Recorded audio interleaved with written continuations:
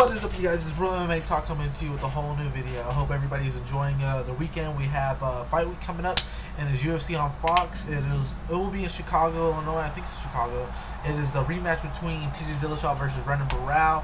Now, this fight was scheduled to happen at UFC 177, but due to the bad weight cut that Renan Barão had, and well, he was hospitalized, and so they ended up having to substitute Joe Solo. I don't know. I forgot. I think it is Joe Solo. Give me 1 second. I think it was really Joe Solo. Let's see. Yeah, it was Joe Soto. It was Joe Soto. My bad. Anyways, it was Joe Soto, so that fight ended up happening instead of Renan Barão. Don't get me wrong. It was kind of weird because of the fact that everybody was like, the whole rematch happened too fast. Like, I think the fight. Dana White said he wanted to see the rematch. Sorry, my Bulls had to problem. Everybody said, Dana White included himself, he said everybody wants to see the rematch. The rematch is something that was talked about for the longest time, but because of the whole weight cut situation and because of him being knocked out, and if you guys haven't watched the fight, it was UFC 173, the first time Renan Barão and TJ Dillashaw fought. Renan Barão was knocked out in the first round. That's my personal opinion. Like, I honestly thought it, and even Renan Barão said all he remembered was getting hit in the first hand, with the right hand in the first round and waking up in the locker room. Like, that's just hats off to your opponent. That's how that he's a hard hitter. He hit you pretty hard to just remembering. You don't remember the full fight. So, but I honestly thought that Renan Barão tried to jump back into the rematch too fast. Not also was he knocked out, he was beat the fuck up in the fight. If you guys, like I said, if you guys haven't watched the fight, it was UFC 173. Go and check it out. It was a phenomenal fight for TJ Dillashaw by Renan Barão. I think the weight cut started getting to him. I think what really started showing the weight cut and how it was affecting Renan Barão was when he first fought Michael McDonald at Fuel. It was the first time. No, not the first time. It was Fuel on. No, UFC on Fuel. My bad. I keep saying, I don't know why I keep getting those mixed up. Anyways, I think that's when the significant weight cut started to really get to him. I mean, well, not significantly the weight cut, but the weight cut significantly getting to Renan Barão. If you guys don't remember the fight, or if you guys haven't watched it, go check it out. It was Michael McDonald versus Renan Barão. Renan Barão almost lost the fight in the first round. He got beat up pretty bad. The first round was all. Sorry, there's like a gnat or something. I don't know. There's a fly room. But anyways, that fight, Renan Barão almost lost it in the first round. Michael McDonald poured it on him. He was beating him down, and I was like, holy shit, you know, Michael McDonald's going to be the youngest UFC champion. Everybody thought John Jones was. If Michael McDonald would have beat Renan Barão the first round, he would have been the youngest UFC champion. But anyways, so he ended up beating down Renan Barão in the first round. Second round, Renan Barão had none of it. He just went in there and just completely dominated Michael McDonald, and he ended up submitting him with the arm triangle. But anyways, like that's when the weight cut started really happening. I think that's when it started really taking full effect on Renan Barão. In the fight, in the weigh-ins, don't get me wrong, they're all smiling and happy and stuff, but he looked a little bit more unhealthier than he looked a little unhealthy for someone who makes that weight class, who fights at that weight class. He looked a little bit like he was out of it, kind of. And the whole TJ Dillashaw fight, everybody's saying that he was having such a bad weight cut as well. You know, he's a big 135er. Everybody's saying that he's on weight, but he's drained and stuff like that. So I think that's what really killed it for him in that fight versus Dillashaw. But then again, I don't know. Dillashaw came in there with an excellent game plan.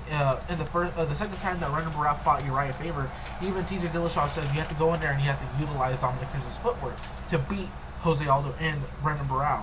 So that was the game plan set for the second time Faber fought Barão.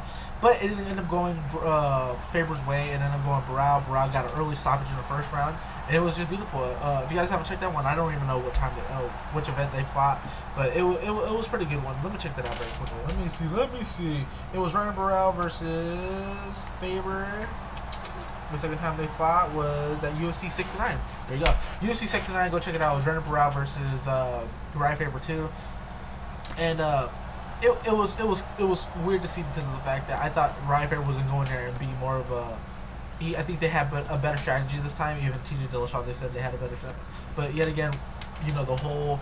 I don't even know what fucking thing they have. Like, their whole camp is called like Notal, or I don't even know, Nova. You know, I can't even pronounce that fucking word. But anyways, sorry, I'm going off my phone just for some of the stuff.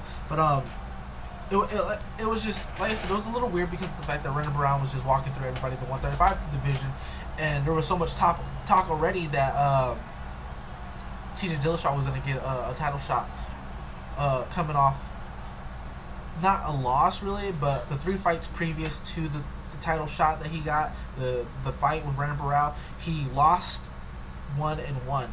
So he lost 1 and he won the 2 after. So a lot of people were kind of skeptical about it. Me, I was somewhat the same way, but then I was like, don't sleep on these guys. You know, Team Alpha Male are known for being serious fighters. They look at Uriah Faber, TJ Dillashaw, of course, and Chad Mendes. You know, these guys are all known for these fighters, and this team is just, you know, they're stacked. Don't get me wrong. Like, of course they'll lose to like Jose Aldo and Renan Barão, stuff like that. They have 1 win over the Nuval, or I gotta pronounce that fucking camp. They got 1 win over it because of TJ Dillashaw. But everybody was kind of counting out TJ Dillashaw in this fight. Me, I personally thought, man, this is it's gonna be a good fight, but I think they're just trying to make this fight happen as quick as possible so Renan Barão can move up to the 145 division. He's already talked about it. He's already said that if he wins, or you know, he possibly moving up to 145. And I was like, wow, that's gonna be good. But anyways. So when the fight ended up happening on the weight cut for Renan Barão, he looked a little bit better. But at the same time, a lot of people were talking about he's still kind of walking a little heavy. So he had a bad weight cut for the fight. I didn't know what to believe it or not, but it's MMA. Shit happens, you know. There's bad weight cuts, there's injuries. I always say it.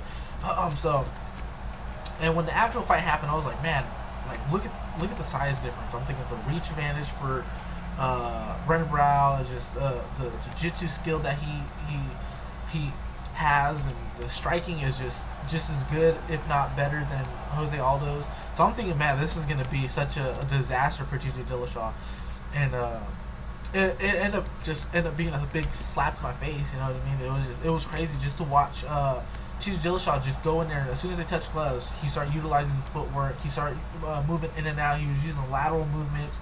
He was switching stance from orthodox to southpaw. He was being very fluent. There was no, he wasn't stiff when he was striking or transitioning from his positions in the striking stance. So it was really cool to see that, and just to watch Renan Barão kind of break in the fight, just because of the fact that Renan Barão fought such a distance, and I think that was one of the downfalls in the fight.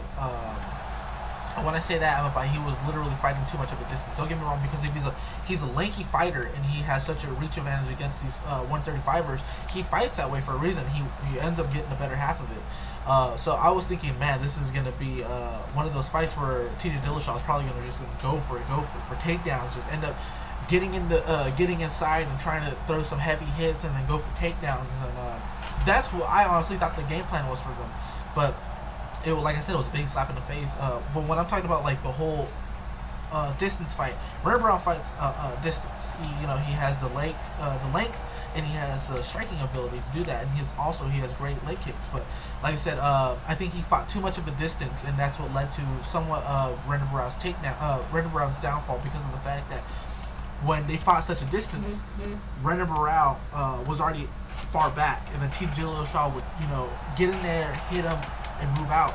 And because of the distance that Renan Barão was fighting with, he was too far to even capitalize as soon as that strike from TJ Dillashaw was happening. So TJ Dillashaw was already out the way after his strike, and then Renan Barão was back here. So there was such a distance that Renan Barão had to hurry up and think of something. So it was somewhat of a game plan that was a slap in Renan Barão's face. That the thing you're so good at, so great at utilizing, ended up becoming one of his the bad things for him that night. And I thought, honestly, the fight was going to actually go to the ground, and I was thinking that's going to be such a bad place for TJ Dillashaw, because TJ Dillashaw, don't get me wrong, they're all great wrestlers in that camp. They're all great wrestlers. On paper, argument, a lot of people can argue. I said this at 145 before Dominic Cruz and Uriah Faber left the 145 division. On paper, arguably the best person in that whole Frankie Edgar, Chad Mendes, Faber, Dominic Cruz, who would be the best wrestler? On paper, it's Chad Mendes. But like I said, MMA wrestling is just it's a whole different thing. You know, you have to be great sort of to flow in and out of that. So then TJ Dillashaw, there was no wrestling from him that night. And that's what also surprised me. I was like, wow, there was no wrestling at all. There was no attempts of a takedown, no really anything from that position. And I'm thinking, man, if this ends up going to the ground, this ends up going to the ground, Renan Barão is gonna just beat him. He is a high level Brazilian Jiu-Jitsu black belt. And he, if you guys haven't watched the Brad Pickett fight, where the way he took his back phenomenally. He knocked him down. The way he jumped onto his back, it wasn't like he jumped into it. It was like he, swung into his back. It was just great. His jiu-jitsu level is on a whole different, on a whole different planet. Even when you see him utilize his arm triangles, a lot of people, when they do it, they'll end up walking with both their legs to get the distance to the arm triangle to be effective. But what Renan Barão is, because he's such a lanky fighter and he has long legs, he kind of splits his legs so he keeps them from following them, trapping their legs and spreading his body. So the way his jiu-jitsu mind is set, I'm thinking, wow, he's gonna win this. There's no way in hell. But it didn't go to the floor. I was so surprised by that. I was really, really surprised by it didn't touch the mat one time. And in the second round, even the corner of Renan Barão said, you know what, you gotta utilize the T-kick to the abdomen, and he's moving too fast. Don't try to engage with him. And but in the first round, I'm surprised he even survived it. Hats off to Renan Barão because of the fact that he got caught with such a nasty right hook. It was a straight.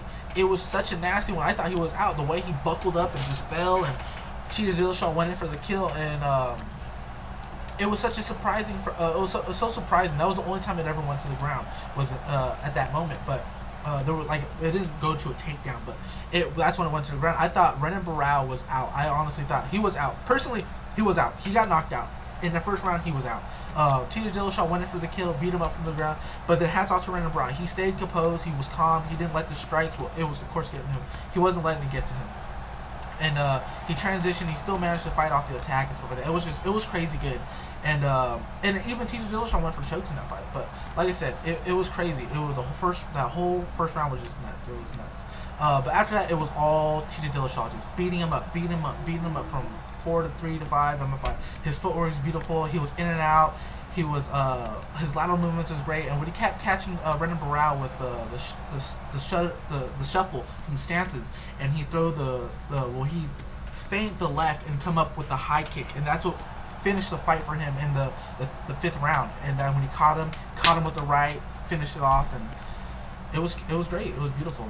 And right after that, like I said, the rematch was supposed to happen, but such a bad weight cut from Renan Barão, and he ended up pulling out of the fight. Like I said, TJ Dillashaw ended up fighting Joe Soto, and Renan Barão's fight back was against Mitch Gagnon, and I'm surprised Gagnon stood in there with them. It went to a decision. It went to an arm triangle. And I think that's how bad it is getting for Renan Barão, because his weight cut, he can't finish these guys who are not well known. Don't get me wrong, don't sleep on any fighter, but yet again, like I said, it was crazy just watching that fight with Mitch Gagnon, because he stood in there with Renan Barão and traded, and that's a scary thing to do. Mm-hmm. But they took a lot of game plan from TJ Dillashaw, and but Renan Barão still ended up walking away with it. But let me know what you guys thought about this video. Hopefully the rematch goes better for Renan Barão. Hopefully he gets the belt back and the third rematch happens. Well, this is Real MMA Talk, you guys. I'm out of here. Thank you for watching. I was Renan Barão in this fight, and